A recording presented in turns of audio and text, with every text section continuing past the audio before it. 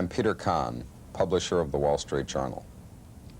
1989 marked the centennial of the Wall Street Journal, and we at the paper took this opportunity to reflect on both our history and the history of business over this last century. It was also a time for the Wall Street Journal to reaffirm its own editorial goals and principles, such as the primacy of the individual, free enterprise, free markets, and free trade, and a United States that fulfills its role as global leader. The following seminar was conducted at the Smithsonian Institution to commemorate the Wall Street Journal's centennial. A panel of writers and editors from the journal and its parent Dow Jones & Company focuses on emerging technologies of the 1990s and how these exciting developments will affect both American business and our own personal lives. The panel's moderator is Journal's senior editor, Barney Calame. I'd like to start by introducing you to my colleagues who will be really giving you the benefit of their expertise this evening. On my right is Richard Levine. Dick became editorial director of database publishing for Dow Jones in 1980. That made him one of the pioneers in database publishing for Dow Jones. And Dick, who now oversees all editorial aspects of the Information Services Group, is uniquely qualified to speak with us this evening about both news gathering in the traditional Wall Street Journal print journalism sense and also out on this new frontier of electronic publishing. On my near left is Jerry Bishop. He may be a Willie Nelson look-alike, but actually Jerry plays the banjo and not the guitar. How well he sings, I don't know. Jerry's a deputy news editor in our New York office.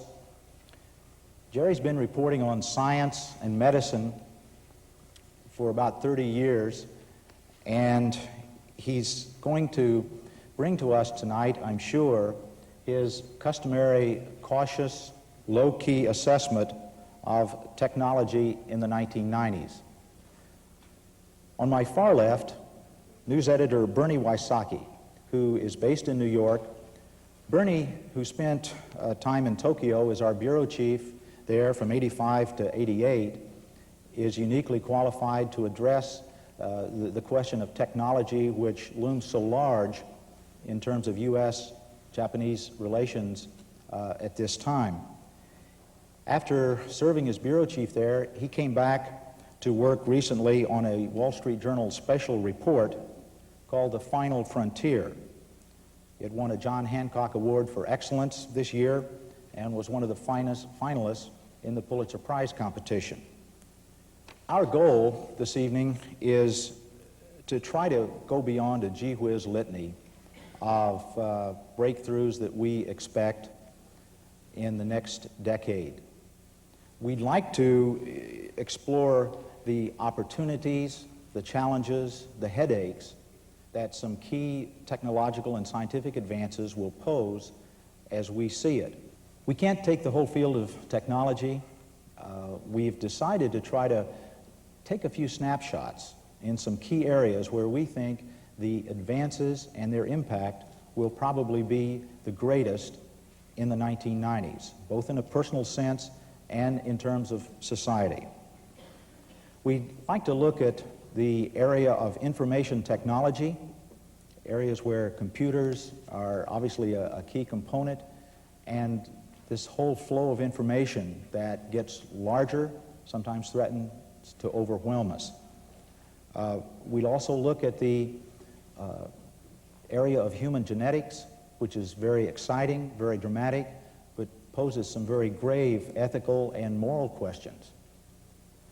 And then we'll shift focus a little bit and finish our presentations with an analysis and a comparison of the way the U.S. and Japan try to develop and adapt and apply technological advances. I think that raises questions about our industrial policy and indeed some questions of macroeconomics here in this country, if not on a global scale. So what I'd like to do now is start with Dick Levine, who will talk to us about information technology, and as you can tell from his background, it's a subject that he knows from several different perspectives. And Dick, we'd like to hear from you. In my view, Niels Bohr, the eminent Danish physicist, had it just about right when he was alleged to have proclaimed, "It is difficult to make predictions, especially about the future." And I urge you to keep that in mind tonight as we go through this. Allow me to share with you some thoughts on likely developments in the 90s and beyond on information technology. And it's a broad field, in my mind, encompassing both computers and telecommunications, a field that a friend of mine, a Harvard professor by the name of Anthony Ottinger, has recently dubbed communication, because the technologies are so closely interrelated as to be almost indistinguishable and inseparable. And simply put, the growing capability of computers and telecommunication systems promises to make the electronic creation, the gathering, the storage, the manipulation, and transmission of information, text as well as numerical data, cheaper, better, and faster in years ahead. And I think this increased tech capability will most certainly permit us to develop new products, to organize our work differently, and to fundamentally change the hierarchical structure of many of our corporations. And I think it's also clear that some companies are going to benefit tremendously, blossom with these new technologies. Others, because they ignore them, will do it at their peril and will wither and in some cases even die. But beyond these developments, I think there's an even more fundamental change in store, because there are a growing number of experts who believe that the increased capability of information technologies will usher in the coming years nothing less than really a new age of insight. It will provide us, for the first time, with the tools to understand very complex natural, physical phenomena, as well as complex social and economic systems that really have defied understanding, complete understanding in man's history. Last summer, I was reading a book by a physicist, the late Heinz Pagels, called The Dreams of Reason, in which he discusses the role of the computer and the rise of the new sciences of complexity.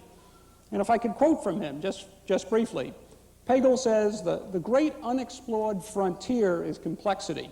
Complex systems include, of course, the body and its organs, especially the brain, the economy, population and evolutionary systems, animal behavior, large molecules. And some of these systems are simulatable on computers and can be easily modeled rather precisely. And others are simply so complex they can't be simulated by anything simpler than the system itself. And he continues, the primary research instrument of the sciences of complexity is the computer, because the computer, with its ability to manage enormous amounts of data and to simulate reality, provides a new window on our view of nature. And advances in computer technology, he continues, will have profound implications in the commercial and business world, the financial services industry, which I can personally testify to, the legal profession, and the military. The world, he concludes, will be changed, and a new mode of production. The computer creates a new way of thinking about knowledge. And I find it interesting that in recent months there's certainly considerable evidence that this physicist is not alone in this sweeping view of the computer's impact on our society. George Gilder, writing in Microcosm, The Quantum Revolution in Economics and Technology, a newly published book, declares, today the ascendant nations and corporations are masters not of land and material resources, but of ideas and technologies. Electronics is among the world's fastest growing major industries, and computer software, a pure product of the mind, is a chief source of added value in a world commerce. And the global network of telecommunications carry more valuable goods than all of the world's supertankers. Tom Peters, the management consultant who wrote Search of Excellence and Thriving on Chaos, sees the U.S. becoming an almost totally brain-based economy where information manipulation is the basis for advantage in every job in every industry, old and new. And Peter Drucker, perhaps the most widely read management guru in the country, predicts that within a couple of decades, the portion of the workforce in industrialized nations devoted to manufacturing will decline to as little as 5 or 10%. And furthermore, Drucker sees a major change in the organizational structure of corporations, with a much flatter structure emerging in which information serves as the basic access and structural support.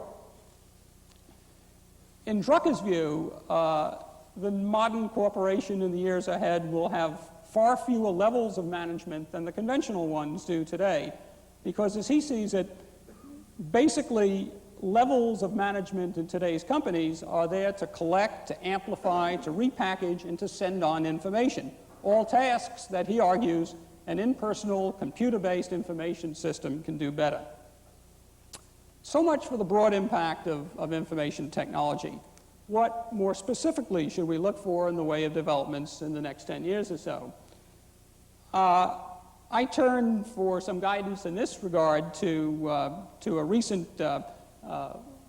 article in the Wall Street Journal published in connection with its own centennial, in which the journal visited with 6 visionaries who helped launch the personal computer industry in this country and asked them to speculate on where it would be in the year 2000.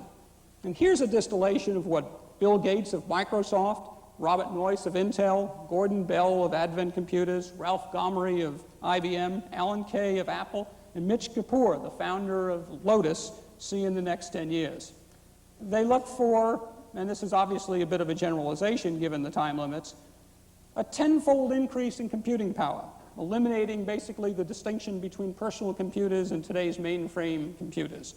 Some users almost certainly will be talking to their computers. They will be addressing their computers and their own longhand messages, with the computers able to understand both their voice and written instructions.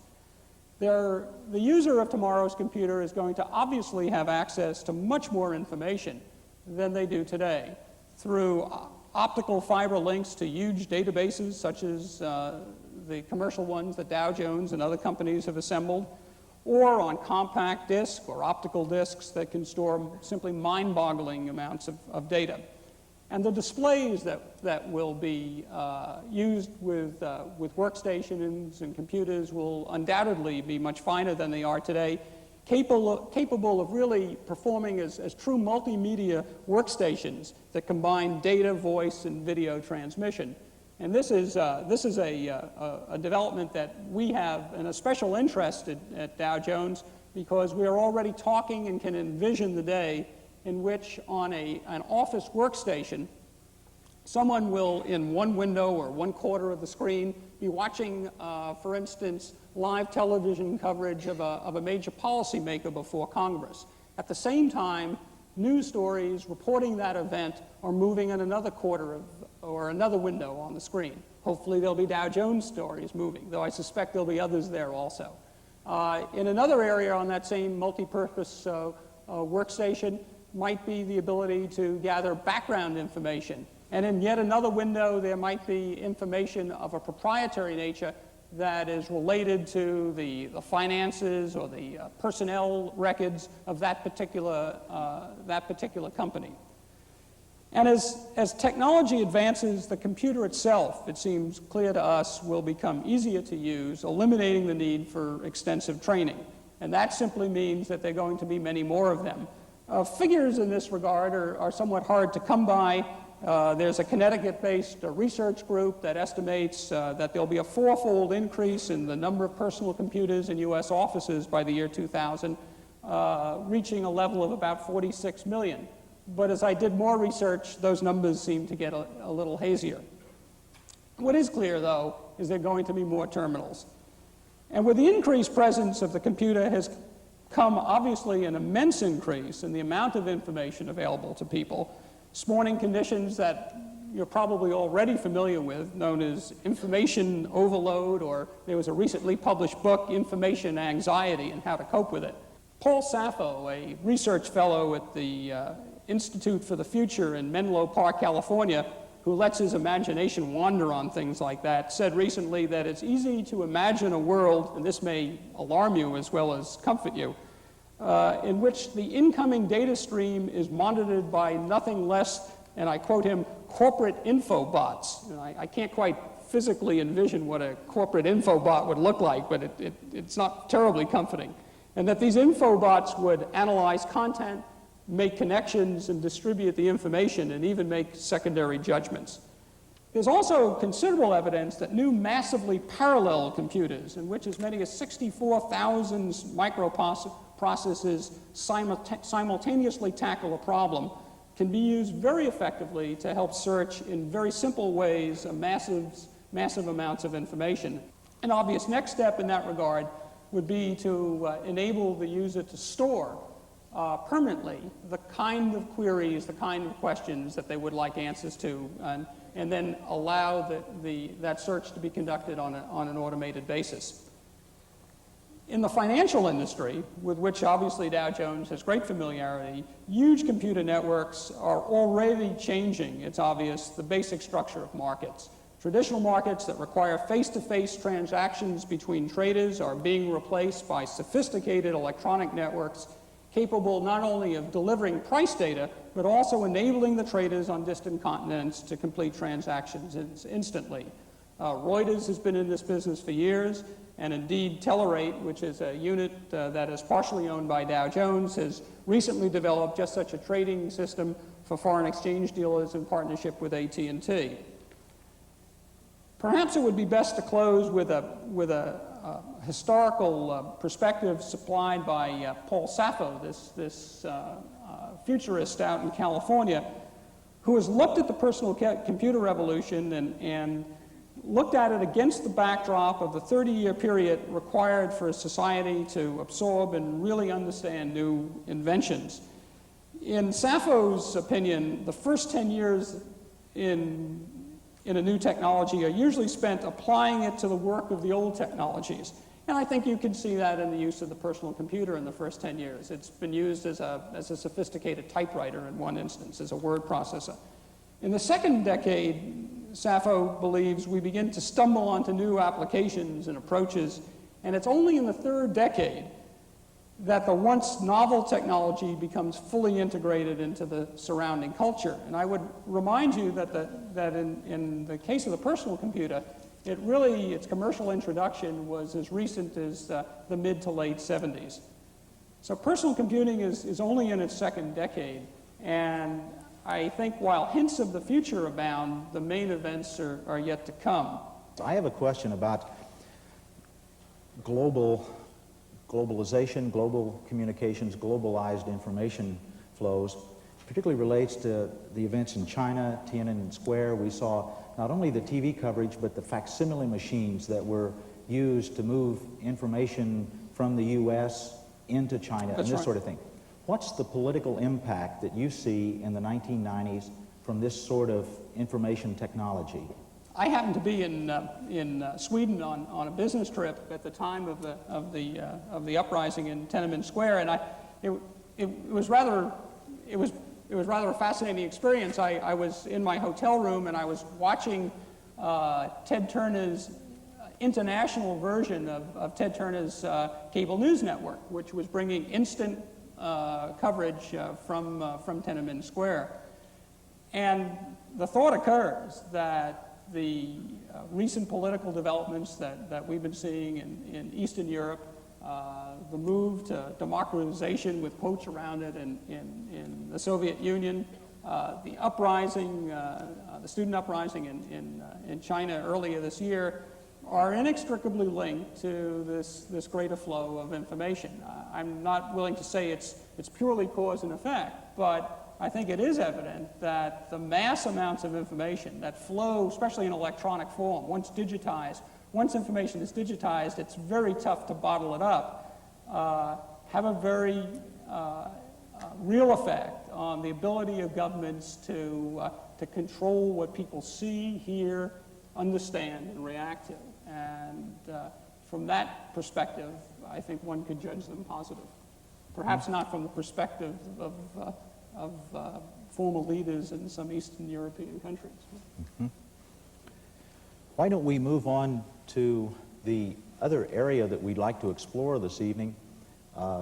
Jerry will talk to us about human genetics And some of the things that are happening here certainly may be in the gee whiz category, but they have such very deep potential for American families, for all of us as individuals, that perhaps more than any other area, you can say there's privacy as a question with all this information flying around, but the moral and ethical questions and issues raised by some of the new developments in human genetics and some of the ones that Jerry may see out ahead, I think are very engaging. Jerry, we look forward to your thoughts.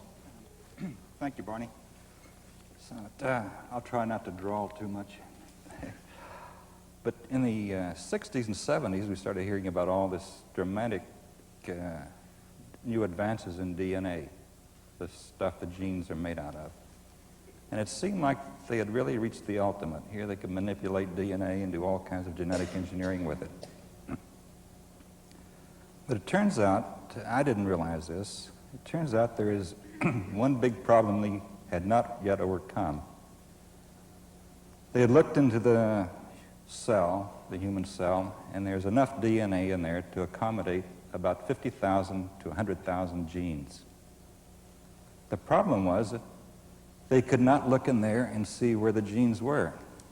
They could not find the genes. If they wanted to find one gene, they didn't know where it was, how to locate it. That's what has now happened. That's the breakthrough that is now underway. It began about 5 years ago. You begin to see some results of this in the newspapers, in the press. About 2 or 3 years ago, they discovered the gene that causes muscular dystrophy. A few weeks ago, if you were watching the headlines, you saw another story about the discovery of the gene that causes cystic fibrosis. The story at one biologist I was talking to a few days ago said that within the next 6 months, you're going to see 4 more major discoveries of this character. He wouldn't tell me what they are, but my guess is they probably will find a gene for Alzheimer's disease, a gene for diabetes, or at least some types of diabetes, and perhaps and a gene for Huntington's disease. Discovery of these genes for these kind of diseases has quite dramatic implications. Once they discover the gene, they can look at it and see why it's defective and how it's causing the disease.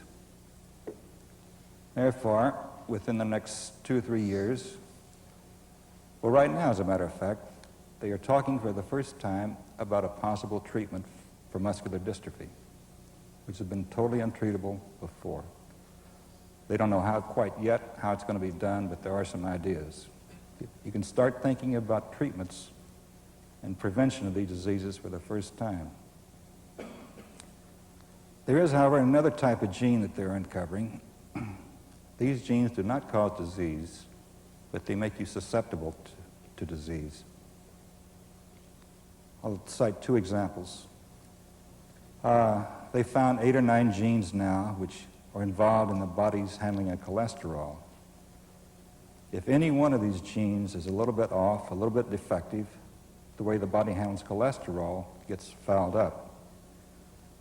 The coronary arteries start to clog up over 10 or 12, 15, 20 years. Suddenly, there's a heart attack that's seemingly out of nowhere.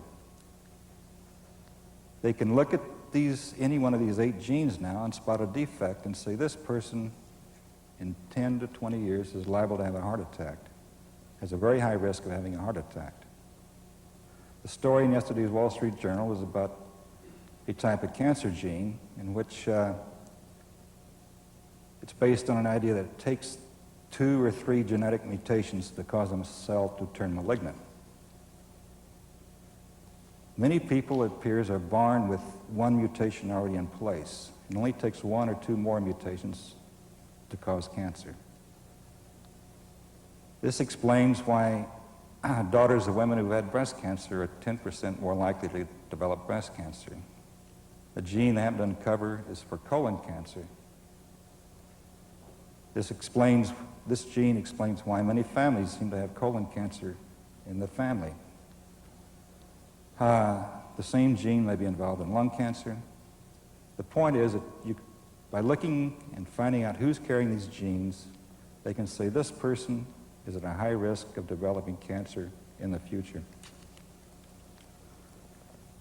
The implications of this are quite almost awesome. I hate to use a word that kids are using nowadays, but they, to me, are literally awesome. There is a search now underway for genes that predispose people to alcoholism, genes that predispose people to depression, to anxiety attacks. As they find these genes, it will be possible to look at a person's genetic makeup and say this person is liable to have depression. This person, if this person begins drinking, he's got a high risk of becoming an alcoholic. What makes this rather awesome is how this will be used. For the individual, if you have a genetic diagnosis and find out you have genes that predispose you to a heart attack or to cancer, you can take preventive measures. But there are some other people who are quite interested in your predisposition, your susceptibilities to disease in the future. Obviously, the insurance industry is one of them. There are certain people you do not want, the society does not want performing certain jobs. You do not want an airline pilot who's liable to have a heart attack in the cockpit. So airline pilots undoubtedly would have to go through a genetic assessment. You certainly don't want a policeman, a young man who's liable to become schizophrenic. The public may very well want a genetic assessment of political candidates. After all, we now demand to see their medical records. That's one of the things they do. They release their medical records and their income taxes. It's very likely within the next 10 to 15 years, you will be asked to supply your genetic profile. It will be possible to make these profiles for a wide variety of diseases. You'll be asked to supply it just like you're now asked to fill out the family medical history when you apply for a job or insurance. There's one other area I would like to turn to, and this is the impact on the individual in a slightly different way. I think all of you are familiar with prenatal diagnosis. You can now, many thousands, tens of thousands of young couples now go in at the 16th week of pregnancy for a procedure called amniocentesis, which they take fetal cells, look at the chromosome to see if they can see damaged chromosomes. And the couple then decides if this baby is so defective that they do not want to bear it, they then have an abortion. There's a new procedure coming out that this now can be done at the 6th week of pregnancy rather than the 16th week. At the 6th week of pregnancy, of course, the abortion is much simpler and much easier. What kind of choices will young couples have? At the 6th week of pregnancy, it's not that difficult to make a genetic diagnosis of this fetus. A young couple could have a look to see if the child will grow up to be an adult susceptible to these different diseases. Society and the individual now faces the moral problem, the ethical and moral problems of is abortion justified for these kind of, the abortion issue is already sensitive enough and emotional enough, and now you're throwing a new element in it. But let me go one step further. Many of you are familiar with test tube fertilization, in vitro fertilization. It's now offered to infertile couples. Several in vitro fertilization clinics are already offering this embryo genetic diagnosis to couples who have some genetic disease in their family, such as muscular dystrophy or cystic fibrosis, which can be detected. I think you can see the picture that can happen within the next 10 or 15 years. A young couple wishing to have a certain child, it will be possible to have go through this procedure, have 8, 10 embryos sitting there at the 8-cell stage, take a single cell from each one, and look at the genetic makeup of each one of these. It'll be different because Each time the egg is fertilized, you get a different combination of genes. They can then choose the one they like for a child. They not only will be able to choose the susceptibilities, they can choose the height, the physical stature of the child, and the choices may get much more, much broader. I'll cite one example. There is a gene they are now looking for and getting very close to find. It causes a disease, a genetic disease called the Fragile X syndrome. The Fragile X syndrome produces in boys severe retardation. I mean, they're severely retarded, almost non-functional. And it's most couples having one boy with this Fragile X syndrome usually choose to abort the second boy. The girls, however, are different. They're not affected as badly. Some of them are on the borderline of mentally retarded. Many others, though, appear and act quite normal. They can read and write and do everything except one thing. They have difficulty dealing with abstract symbols. Somehow they cannot take a symbol and make it connect with reality. The fact that this gene somehow is affecting this ability means that it's affecting their intelligence. It's very likely, if this is any hint, that you could pick a child, one of these embryos, and predict its approximate IQ scores. It's choices that young couples in the future will be offered. It's not, I don't think this is science fiction, considering what's now going on in the in vitro fertilization clinics. I can leave it only to your imagination as to how we'll deal with it. We turn now to something that's more analytical, and as you heard me describe Bernie Wysocki's background before, he really has been on both sides of this issue, and I think it would be very helpful to hear him suggest to us how he sees the U.S. compared to Japan when it comes to developing and adapting the kinds of technological advances that Dick and Jerry have been discussing. Bernie? Okay, thanks, Barney. And thanks to you also, Jerry. I think I now learned that I've gotten the gene for anxiety attacks. But really listening to the speeches and the remarks by both Dick Levine and Jerry Bishop, it was really, to me, a great illustration of some of the things that American science and technology have done best. We've done basic research very well for a very long time. Science breakthroughs have been an American specialty for a very long time. And the creation of whole new industries, as Dick is laying out in his remarks, is something that the U.S. has been on at the forefront of for decades now. And really, this is somewhat in contrast to what Japan has been really ever since its industrialization 100 years ago and really up to the present time. That we've stressed basic research, and Japanese have stressed commercialization.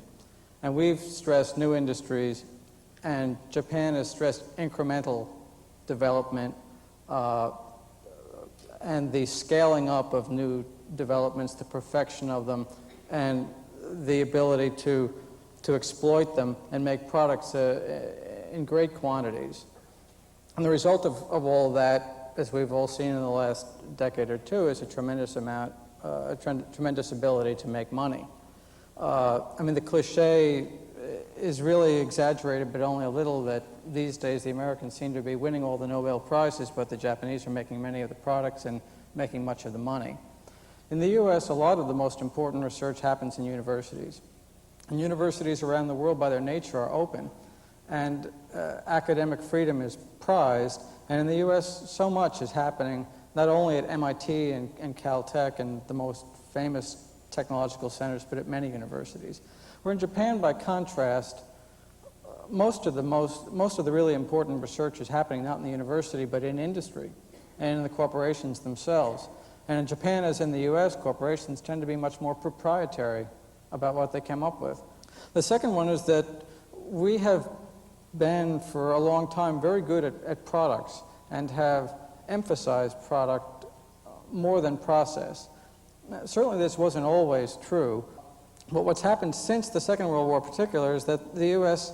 has become very skilled at product, and it's the Japanese who now have become excellent at process and at perfecting and incrementally making the product better and making a tremendous diffusion of new products. Last year alone, Japanese companies introduced 113 new fax machines,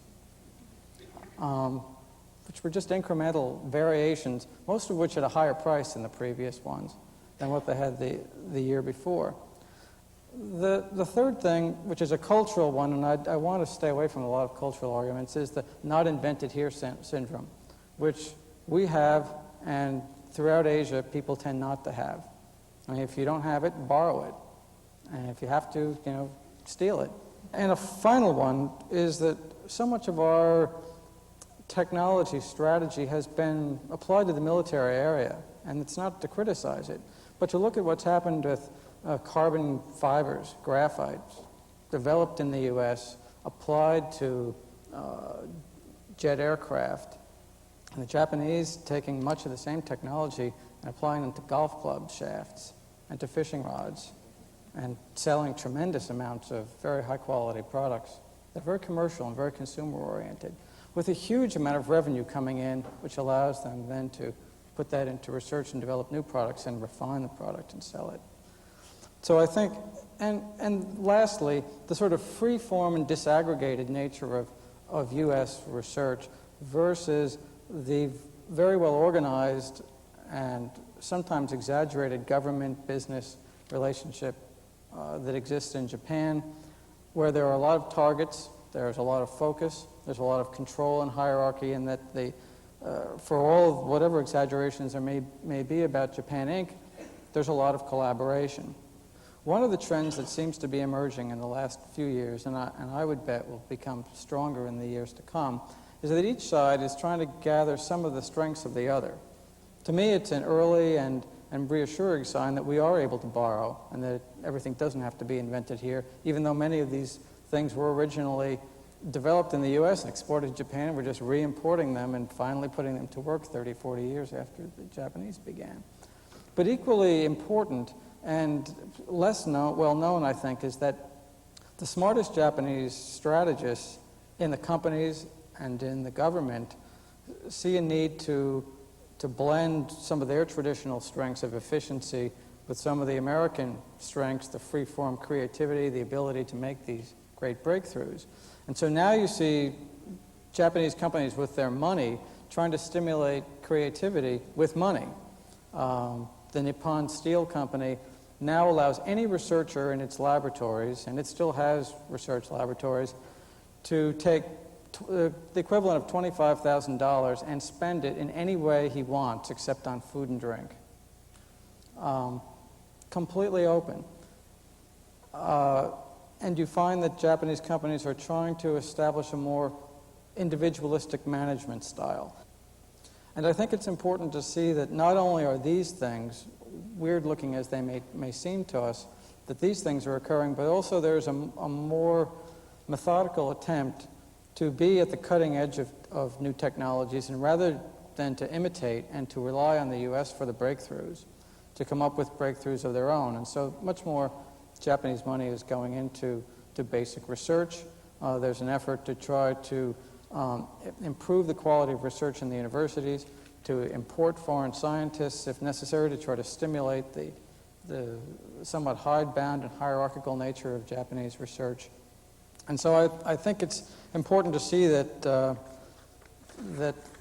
these things, too, are important on the Japanese scene today, and that the nature of the competition is changing somewhat. I mean, the result of this is that Japan is innovating, and Japanese industry is getting to some markets first.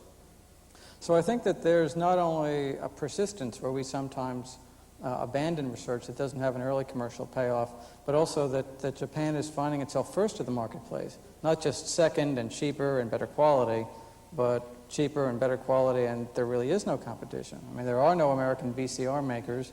We didn't invent the Walkman. And I think that it's important to keep those things in mind as well.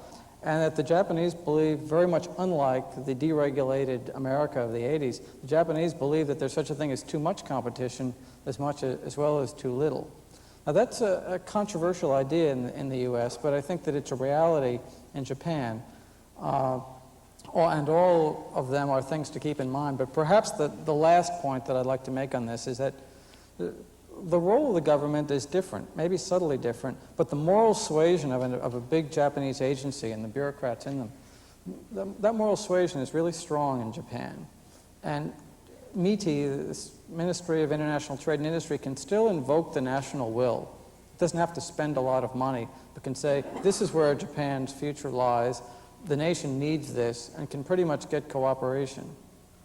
There are cases when people ignore MITI, sometimes at their own peril. But it'd be difficult to imagine a Deputy Assistant Secretary of Commerce bringing in the big three auto companies and trying to get them to work on ceramic engines. Probably be laughed out of the room. Probably they may not even return the phone calls. It's now quite clear that in 20 or 30 years, we'll be running very low on petroleum. Means gasoline will be short. We're going to have some very high efficiency automobile engines. One of the most promising one is this ceramic engine that you mentioned. Ceramic engine is based on the ceramic materials developed in the U.S. But I understand that the Japanese auto companies are pouring quite a bit of money into an engine that's going to be needed 30 years from now, while General Motors, Chrysler, and Ford are not paying much attention to it at all. What's the difference in GM and Honda? Why can't GM look as far ahead as Honda does? It's a good question and a tough question, and I can't really pretend to answer it very well. I don't know what the story is with the ceramic engines really beyond what you've said and beyond what I've said, but it certainly is true in a lot of other industries and probably will remain true in some in the future. Superconductivity is a good example.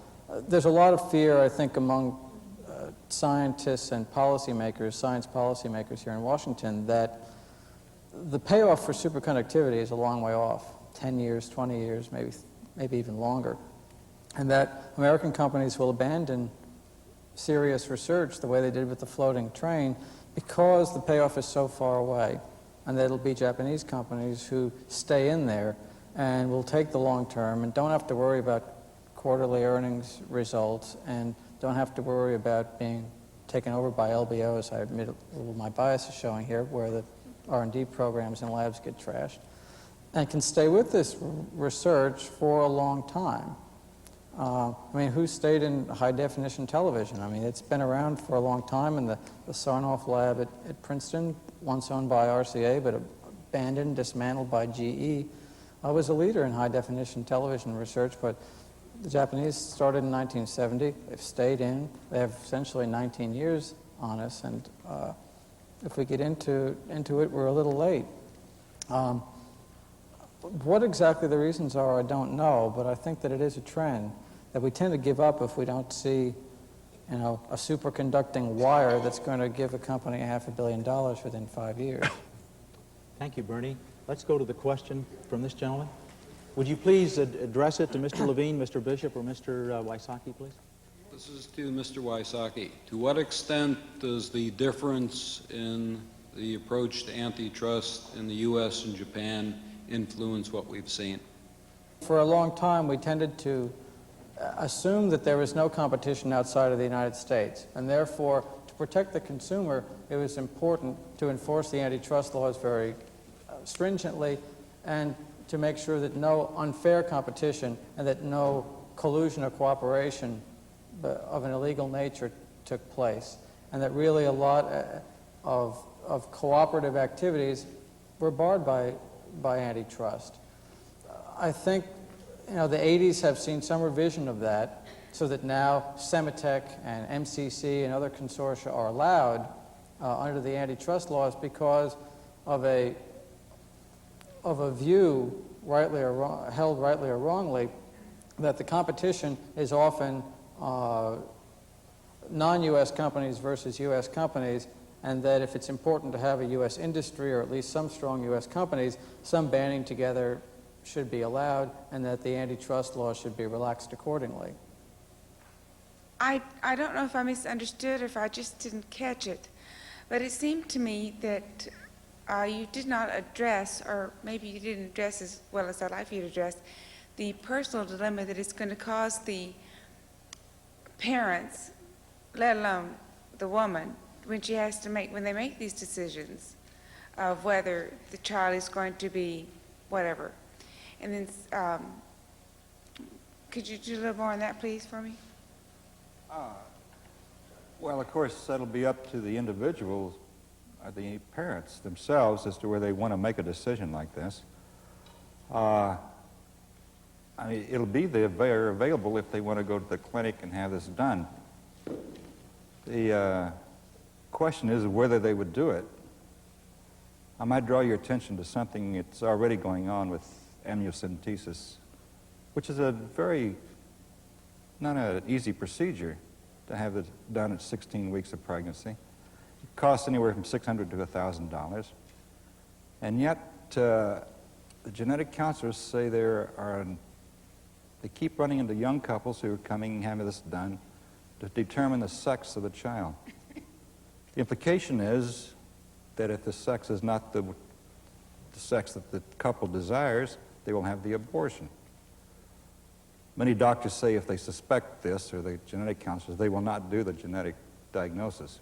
Nevertheless, it shows that the current generation is going to this length for such a trivial thing as sex selection of the child. And when you come to these other questions in the next generation, after this people have become accustomed to it, I suspect you're going to have a lot of people. It will be much cheaper to do. This embryo diagnosis can be done for a couple of $100. Yes, sir, at this microphone. I was wondering if you could comment on the impact of the differences in education between, say, Japan and the United States. I mean, we're constantly hearing about how American students trail their Japanese counterparts in science and mathematics, and I guess it'll have a lot of impact on technology and how it'll affect us, not only because you need those disciplines as building blocks towards the development of technology, but also for administering it. And, you know, if we're going to have a workforce that's deficient, or let's say not as well-rounded or well-trained as the workforce in other countries, how will that impact it? Yeah, it's an important and I think a very broad point. I mean, one of the differences is just the sheer amount of time that children spend in school. In the U.S., it's 180 days per year. In Japan, it's 240 days. The school day is a lot longer in Japan, and starting in about the 6th or 7th grade, a lot of Japanese students start going to these cram schools at night and on the weekends, and I know a lot of high school students who spend their Saturday nights cramming at these schools until midnight. Well, it's very difficult to believe that Japanese are not going to get a lot more sheer information into their heads if they're going to school that much more than their American counterparts. And it's true, they do. And I think that on sheer tests of knowledge and on mathematical achievement as well as aptitude, there are some rather significant and probably disturbing differences. I think there are two other things to be said, however, and they're both in the U.S.'s favor. So having said all of that first, this whole thing about creativity is not one that I think is just culturally or racially charged. The Japanese themselves think that when you, as a young student, spend years and years in school doing what is right and making sure that you have done exactly what the teacher asked, that there's a certain something that's lost. And Japanese schools very much want to change that. Secondly, our university system is a lot better than theirs. We have problems in the K-12 area, but they have a university system that really isn't very good, which is why so many Japanese and other Asian nations are coming here for their university and graduate study. So that higher education system, which we have, is second to none and is probably our greatest resource. And if we could improve the K through 12 so that a greater number of people could take full advantage of our terrific higher education system, probably we'd be a lot better off. Will we be seeing more national and international joint ventures to develop information technology, genetics technology, HDTV technology? The short answer is yes. And my own experience has been that we are dealing, I personally am dealing, and my colleagues are dealing, our competitors in the United States are dealing increasingly on a global basis. I think one of the important lessons to learn, and learn quickly and well, is that the challenges are so great that there is no corporate structure in the world, none, that is large enough, big enough, has enough talent, enough resources, financial, human, to tackle these challenges individually. It has to be done in joint ventures, and those joint ventures, whatever form they take, are going to be often global in scope. My question is, if the Japanese will is not to take advantage of this money, their power is going to increase. And I would ask you gentlemen to look in your crystal ball, and is this overwhelming deficit going to mean that we're going to reach some sort of Pearl Harbor, redux again? Or do you see some sort of solution coming, and that the United States will compete or reach, a good, a level playing field? Because with the current deficit, isn't that a problem? Bernie, would you take a crack at that? Well, I think people have written entire books and not been able to deal with that question, but it certainly is. It's a big one and an essential one. Let's be clear that we have a military and political alliance with Japan that's very strong. We have, at the same time, economic competition. And we're not really used to dealing with that. Here's a country that is our military and political ally and our economic adversary. Economically, it very much is the enemy, but it's not a political and military enemy. And that's very complicated for everybody to deal with, and I think it's very complicated for the U.S. to deal with. I think, secondly, the fact that we are being challenged technologically, and that in one industry after another, cameras, copiers, cars, all the rest, that we're finding that we're being outcompeted, is a problem, and we're so used to, this is very much a personal point of view and maybe a slightly emotional one, we're so used to being number one and the good guys and the people with the white hats that if something is going wrong, then it's got to be somebody's fault. And so we're going to find out who it is, and we're going to spend a lot of time punishing those people because we're the good guys. A fair amount of the problem is at home. We don't save very much.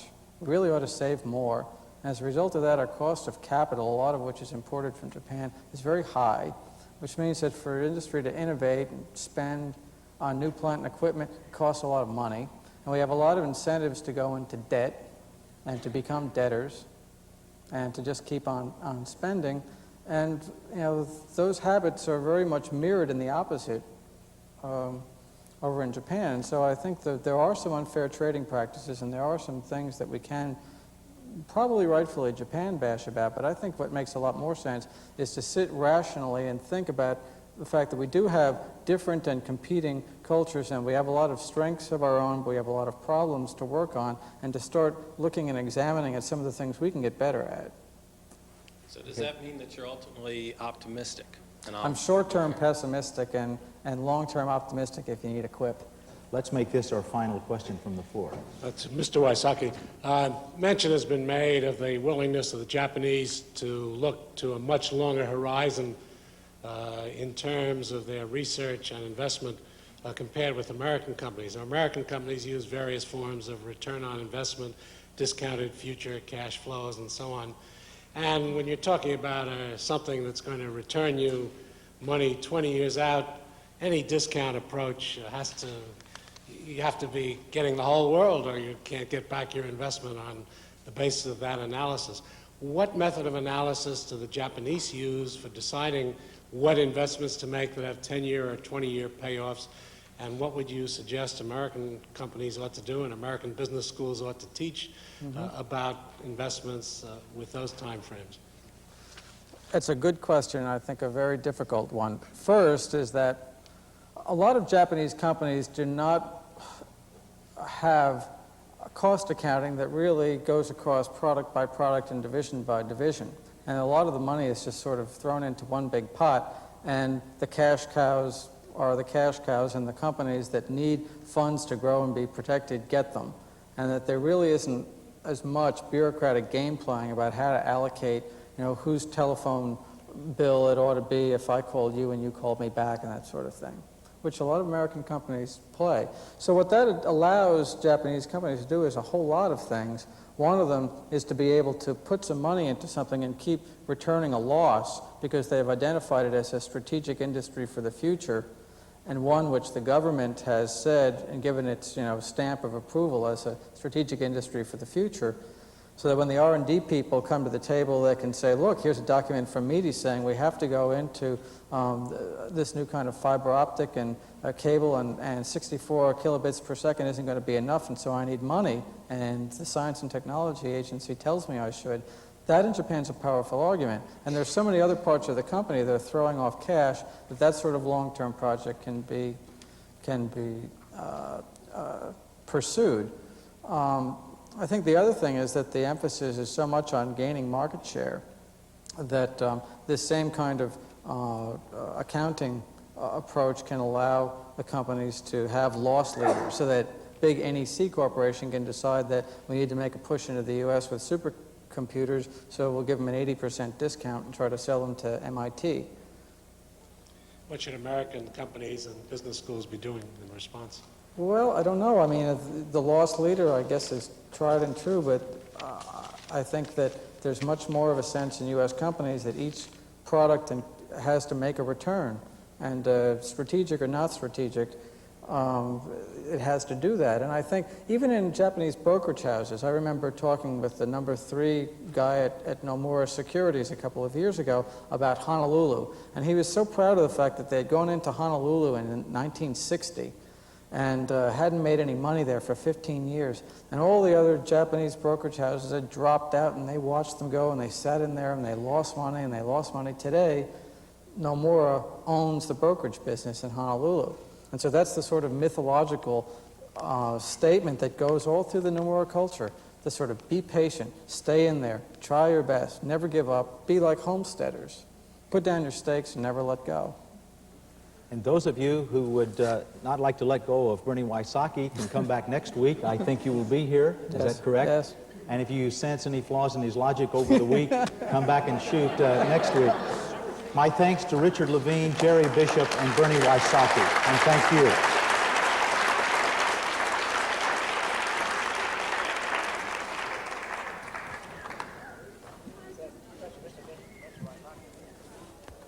Especially a question about, I think, ultimately a contest between economics and morality.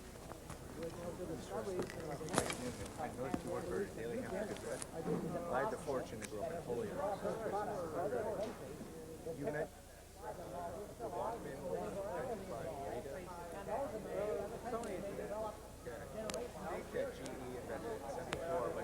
Test run failed.